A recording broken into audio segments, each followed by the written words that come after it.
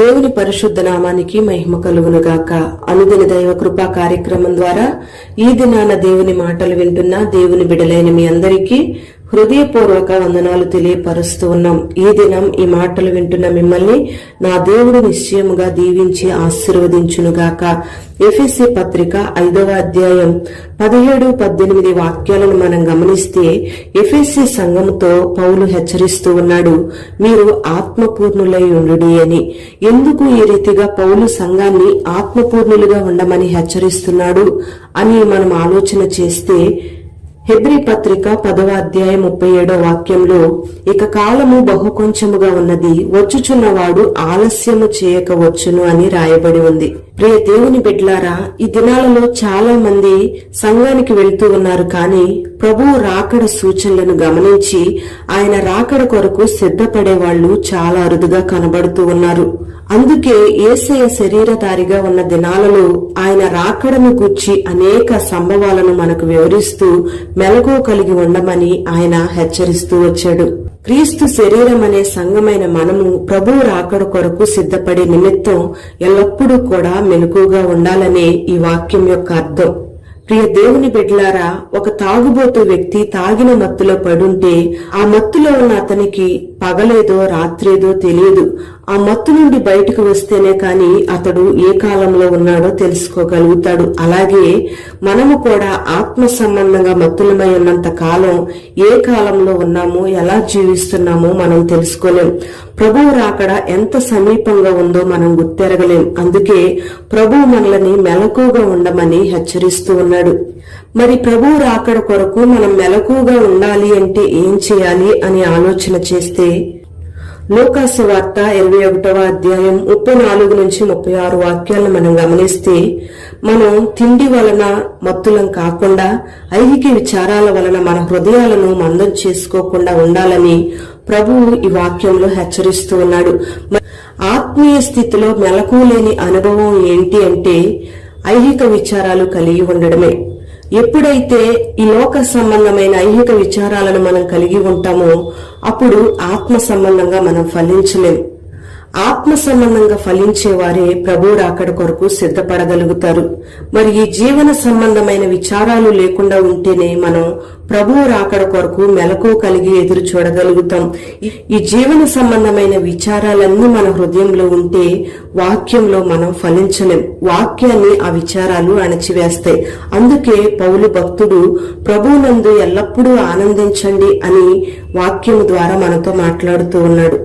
ప్రియ దేవుని బిడ్డలారా, మనకు శ్రమ వచ్చినా, కష్టం వచ్చినా, వ్యాధి వచ్చినా, లోకంలో ఉన్నవి మన దగ్గర లేకపోయినా, అవమానాలు నిందలు మనకు ఎదురైనా, మనలో ఉన్నవాడు లోకములో ఉన్నవాని కంటే గొప్పవాడని అనుక్షణము కూడా మన విశ్వాసాన్ని కాపాడుకుని విచారాలు లేకుండా శ్రమలన్నీ కూడా చులకనైన శ్రమలు అని ఆయనలో మనం ఆనందిస్తూ ఉండాలి. ఆత్మీయ జీవితంలో ఒక మంట కలిగిన వ్యక్తులుగా జీవించడమే మెలకువగలిగిన జీవితం. అందుకే మనము కాలాలను గుర్తిరుగుతూ మనకు కాలం కొంచెంగా ఉందని ప్రభు కొరకు మనం సిద్ధపడాలి. ప్రియ దేవుని బిడ్డలారా, దినాలు గడిచే కొద్దీ, నీ ఆయుష్కాలం పెరిగే కొద్దీ నువ్వు ఆత్మ సంబంధంగా బలహీనం కాకుండా బలవంతునిగా మార్చబడాలి. ప్రియ దేవుని బిడ్డలారా, మనం బలహీనులం కాకుండా పరిశుద్ధులంగా బలవంతులంగా ఉండాలనే ప్రభు యొక్క ఉద్దేశం. మరి మన విరోధి అయిన అపవాది అనుక్షణము కూడా మనల్ని బలహీనులుగా చేయడానికి ప్రయత్నం చేస్తూ ఉన్నాడు. ప్రియ దేవుని బిడ్డలారా, మీరు గమనించాలి, బలవంతులైన వాళ్లే దేవుని రాకడలో కొనిపోబడతారు. ప్రియ దేవుని బిడ్డలారా, మోషే జీవితాన్ని మనం గమనిస్తే, ఆ మోషే చనిపోయేంత వరకు కూడా మోషేకు సత్తువ తగ్గలేదని, దృష్టి మాంద్యం లేదని మనం లేఖనాల్లో చదువుతూ ఉన్నాం. శరీర సంబంధమైన సత్తువ తగ్గలేదని కాదు గాని ఆత్మ సంబంధంగా అతడు బలవంతుడిగానే ఉన్నాడు. దృష్టి మాంద్యము అన్న మాటను మనం గమనిస్తే, మోషే తనకు కలుగబోయే బహుమానం మీద మోషే దృష్టి నిలిపాడు. దేవుడు అతనికిచ్చే బహుమానం కొరకే అతడు ఎదురు చూశాడు. మోషే ఐగుప్తును ఏ గురి కలిగి విడిచిపెట్టాడో దాని మీదే అతడు దృష్టి నిలిపాడు. ఒక గురి కలిగిన జీవితాన్ని అతడు జీవించాడు. ప్రియ దేవుని బిడ్డలారా, మనము కూడా మన జీవితంలో ఎందు నిమిత్తం మనం రక్షించబడ్డామో ఆ గురిని చెదరిపోకుండా చూసుకోవాలి.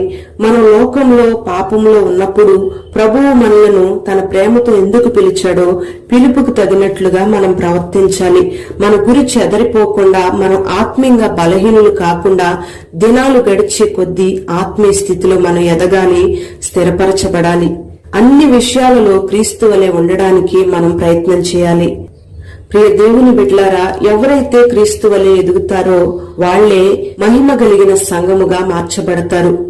మరి ఈ మహిమ కలిగిన సంఘము కొరకే ప్రభువు తన ప్రాణాన్ని అర్పించాడు. రేపటి దినాన ప్రభువు ఈ మహిమ కలిగిన సంఘము కొరకే రాబోతూ ఉన్నాడు. అందుకే మనమందరము కూడా బలహీనమైన జీవితాన్ని విడిచిపెట్టి బలవంతులంగా జీవించాలి. అంతేకాకుండా మహిమ కలిగిన సంఘమైన మనము ముడత, మచ్చ, డాగు, కళంకం లేని సంఘముగా ఉండాలి. ఒక మనిషి వయసు పెరిగే కొద్దీ శరీరం ముడత పడిపోయి శరీర సంబంధంగా ఆరోగ్య విషయంలో బలహీనమైపోతాడు. యవ్వన కాలంలో తాను నడిచినంత దూరం వృద్ధాప్యంలో నడవలేడు. శరీరం బలహీనమైపోవడం వల్ల అతడు సొమ్మసిల్లిపోయి కృషించిపోతూ ఉంటాడు. ఈ శరీరం ఒకవేళ కృషించిపోయినా నీ ఆంతర్య పురుషుడు దినదినము నూతన పరచబడాలి, బలాభివృద్ధి పొందుకోవాలి. ఈ మాటలు వింటున్న నీవు ఈ దినమందే మహిమ కలిగిన సంఘముగా మార్చబడుదువుగాక. మహిమ కలిగిన సంఘముగా మార్చబడే అభిషేకాన్ని దేవుడు ఈ దినాన నీకు అనుగ్రహించునుగాక. ఇప్పుడే తన అభిషేకము చేత దేవుడు నిన్ను బలవంతునిగా మార్చి నిన్ను దీవించునుగాక. పరిశుద్ధుడవైన తండ్రి, ప్రేమ కలిగిన దేవానికి స్తోత్రం చెల్లిస్తూ ఉన్నాం. ఈ దినం ఈ మాటలు విన్నని బిడ్డల్ని మీరు ఆశీర్వదించండి. ఆత్మపూర్ణులుగా ఉండమని, కాలము కొంచెముగా ఉందని, వచ్చుచున్నవాడు ఆలస్యము చేయక రాబోతూ ఉన్నాడని మీరు మరొకసారి మమ్మల్ని హెచ్చరిస్తూ ఉన్నారు. ఈ మాటలు విన్నని బిడ్డలందరూ కూడా ఆత్మలో మెలకువ కలిగి ఐహిక విచారములు లేకుండా ఆత్మ సంబంధంగా ఫలించే అనుభవాన్ని నీ బిడ్డలకు మీరు దయచేయండి. ఎన్ని శ్రమలు, ఎన్ని నిందలు, ఎన్ని బాధలు నీ బిడ్డల జీవితంలో ఎదురైనా నీ రాకడ కొరకు సిద్ధపడే అనుభవాన్ని నీ బిడ్డలు కలిగి ఉండడానికి మీరు సహాయం చేయండి. నీ బిడ్డలకు కలిగిన విచారాలన్నింటినీ కొట్టివేసి ఆత్మ సంబంధంగా మీరు ఫలింపచేసి దీవెన కలుగు చేసి ఈ మాటలు విన్న నీ బిడ్డల్ని పేరు పేరున దీవించమని, నీ సన్నిధిని బిడ్డలకు తోడుగా ఉంచి ఆశీర్వదించమని యేసు పేరట వేడుచు ఉన్నాము తండ్రి. ఆమేన్.